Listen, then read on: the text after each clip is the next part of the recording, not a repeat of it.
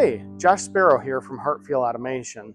Today we're going to be looking at a box dimensioning application using the SICK Visionary Mini T. Let's see you out there.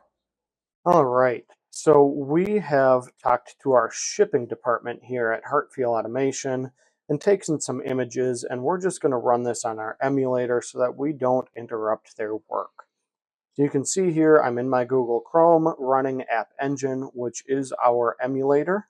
I'm going to come into here and just load the sample boxes that we've taken. So you can see here, here's the 2D image on here and a nice 3D image. I'm going to do a couple of things here to get us started. So to get the true height of the box, what I'm going to do is I'm going to create this plane fitter, and this plane fitter is going to be what I'm measuring down to. Because we don't get a perfect field on our rollers, you can see the shiny, we're getting some noise on there. What I'm going to do is basically bring this down to here until I am level with these rollers. This is going to give me a good height dimension on here.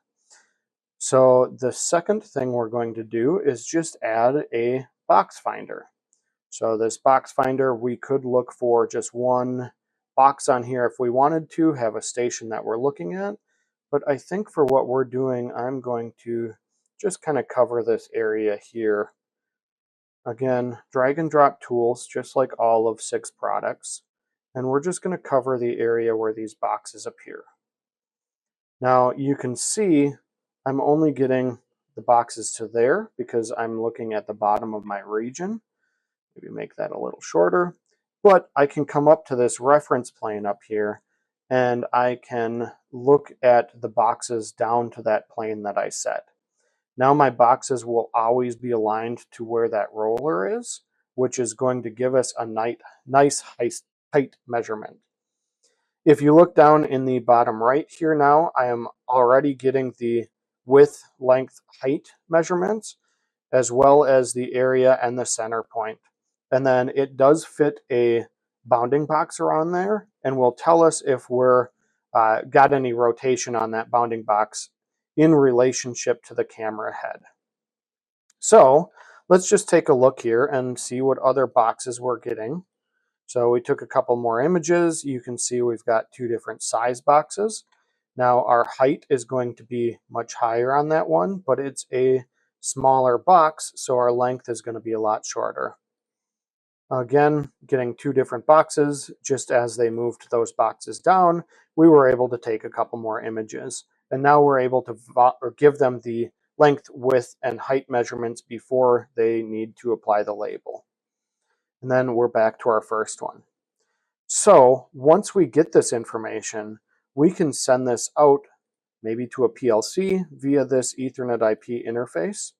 Come into here, and we can then send these box widths, box lengths, and everything on here. So maybe we want to do a couple of these to get our length, width, and height